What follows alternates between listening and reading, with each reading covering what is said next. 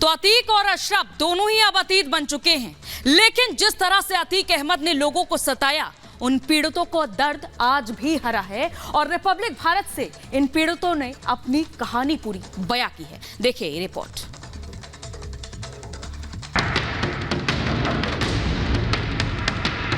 खुलेआम गोली चलाई है जो है, तो 2000 जो है सन 89 से मैं झेल रही हूँ पीड़ा अपना। इनका जो बीज जो बोया हुआ है कि अगर इनको साथ में नहीं खत्म किया गया तो फिर कहाँ अतीक का कहते हैं खत्म हो सकता है।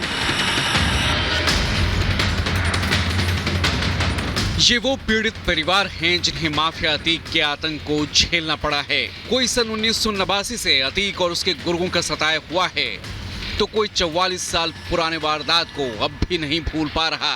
अतीक का अंत हो चुका है, साथ ही उसका भाई और बेटा भी मारे जा चुके हैं। सांसें तो उनकी थम गई है, लेकिन आज भी उनके सताए पीड़ित परिवार बिलख रहे हैं।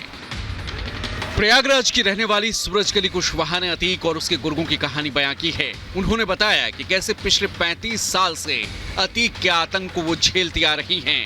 अतीक ने अपने गुर्गों के दम पर उनकी 12.5 बीघा जमीन हड़प ली और उस पर एक सोसाइटी बना दी और धमकाते हुए कहा था कि आवाज उठाने पर तुम्हें गायब कर दूंगा। कई बार अतीक के गुंडों ने उन पर हमले किए, उनके भाई की यातना देकर जान ले ली। मैं वहाँ गई अपने भाई के लिए करके ही, तो पूछे कि विधायक भैया काहे तो बोला आए हो। मैं तो सोचे कि कुछ मुझको मदद मिली, और मदद की बजाय मुझको वहाँ जूता मिलने लगा।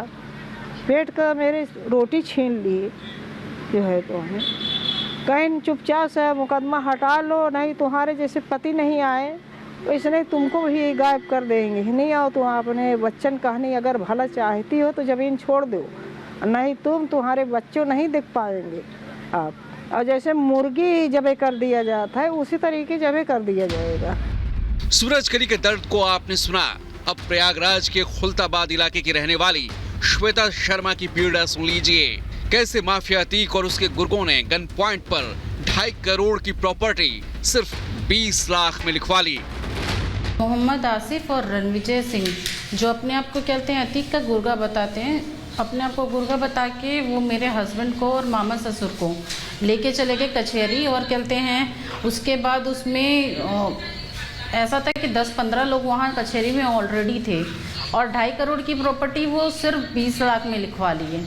और उनका कहना था कि मैं रायपुर में थी, तो उनका कहना तुम्हारी बीवी के पीछे आदमी लगाए हैं, अगर नहीं करते हो तो तुम्हारी बीवी को उठवा के मरवा देंगे, अगर सब चीज़ सही चाहते हो तो चुपचाप चलो। तो वो उठा के वहाँ से लेके गए, उसके बाद वापस छोड़ दिए। फिर 15 लाख का 3 चेक लगवाए हम लोग से, उसके बाद में 13 लाख रुपए कैश वापस भी ले लिए। अतीक अब इस धरती पर नहीं है, अतीत हो चुका है, लेकिन आज भी पीड़ित परिवार उसके खौफ के साए में जी रहे हैं। क्योंकि अतीक और अशरफ भले ही दफन हो चुके हों, लेकिन उनके गुर्गे आज भी जिंदा हैं। जो हुआ उसको तो मैं कुछ नहीं कह सकती, लेकिन एक चीज़ है कि आज से कहते हैं नहीं है, ये 44 साल पुराना क्या बोलते हैं राज है इसका। 44 साल से जब ये राज चला रहा है ना, तो इनका जो बीज जो बोया हुआ है, जो ये गुर्गे पाले हुए हैं, आज अपने आप में इतने शक्तिशाली हो गए हैं कि अगर इनको साथ में नहीं ख़त्म किया गया, इनको सज़ा नहीं दी गई, तो फिर कहाँ अतीक का कहते हैं ख़त्म हो सकता है। वहीं माफिया के खौफ के साए में जी रहे लोगों को फिर से न्याय की आस जगी है। योगी राज में पीड़ित परिवारों को भरोसा है कि उन्हें न्याय मिलेगा, जिसे लेकर वो सरकार से गुहार लगा रही हैं। Bureau report, Republic Bharat.